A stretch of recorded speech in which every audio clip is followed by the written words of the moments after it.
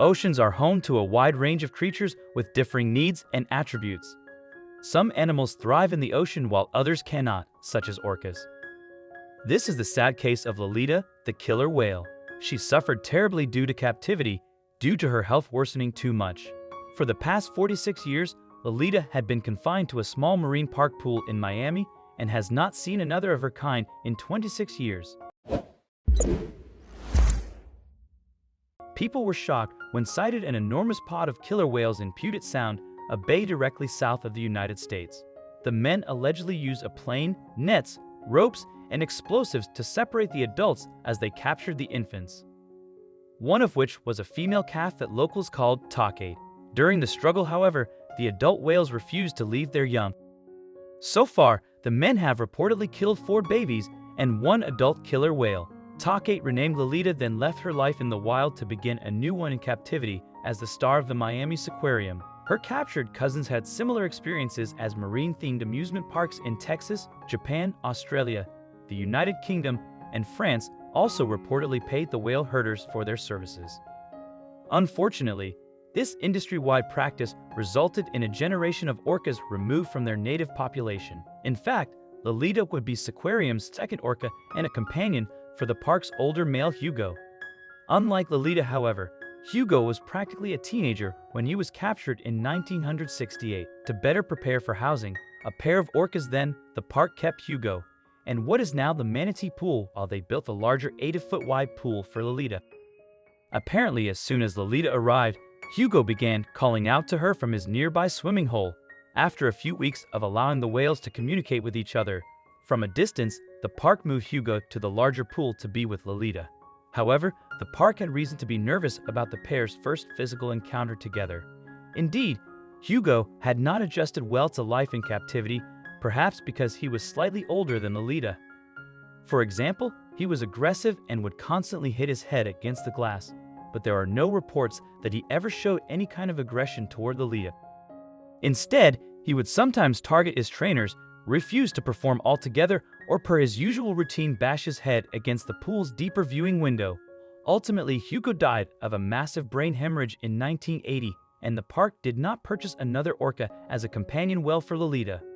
By that time, fortunately, wild captures of orcas in the Pacific Northwest had ended due primarily to a change in public sentiment over the practice.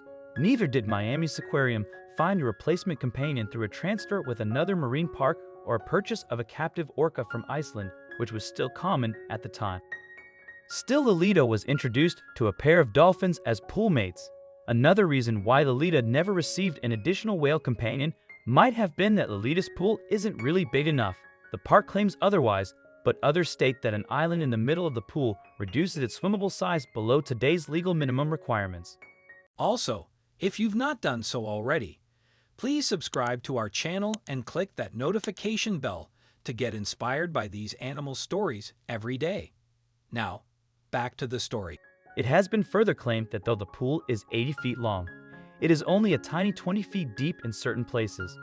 This is even more shocking when you consider that Lolita weighs in at 6,000 pounds and stretches to 21 feet long. Indeed, Lolita would swim up to 100 miles a day in the wild, but in her pool, she can apparently swim only a little more than the length of her own body. What's more, the lonely whale takes a stream of medications for various ailments, including chronic kidney infections. Not only that, but she is also slowly losing her vision due to pterygium or surfer's eye, which is an uncomfortable condition caused by excessive exposure to UV radiation. A lack of shade above Lolita's pool is claimed to be the likely cause. And if her physical health isn't bad enough, her reported mental health is not much better. Recently, for example, Lolita has allegedly started showing signs of emotional distress through jaw popping, a potentially damaging activity that indicates that Lolita is bored or frustrated. In fact, the whale has had to have her teeth drilled over a dozen times because of this behavior. People also cite whales' intelligence as a reason why Lolita shouldn't be kept in captivity. After all, whales rank as one of the more intelligent species on Earth and are one of the few to possess self-recognition. I think it would be fictional to say she has no feelings about her separation from her family all these years, said Howard Garrett of Orca Network. Indeed, while only an estimated 90 southern resident community orca is now swim in the Pacific Northwest waters, the Lolita's mother ocean sun is one of them at the ripe age of 90 years old. Wildlife activists, therefore, are pushing to have Lolita reunited with her family before it is too late, though the process would have to be gradual. The idea is to provide her with a safe, natural habitat in a cove along one of the Juan de Fuca islands of her birth home.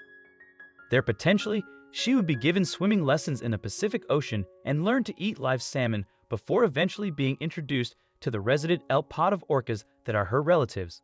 Of course, due to her life history, Lolita would also have the option to stay closer to shore where an orca wildlife team would be waiting to provide her with whatever she needs. But Miami's aquarium must first agree or be forced to release Lolita from her enclosure. To this end, PETA, Orca Network, and the Animal Legal Defense Fund have banded together to lobby for Lolita's case.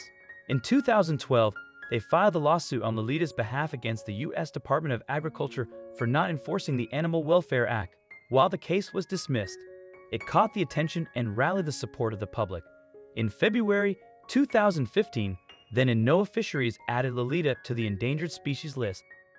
And in July 2015, the animal rights trio filed a lawsuit against Miami's aquarium citing a violation of the Endangered Species Act (ESA). Unfortunately, in June 2016, the case was dismissed again, and Miami's aquarium has yet to release Lolita voluntarily. However, an appeal has already been filed for the ESA lawsuit, and Lolita's many advocates will continue to fight for her freedom.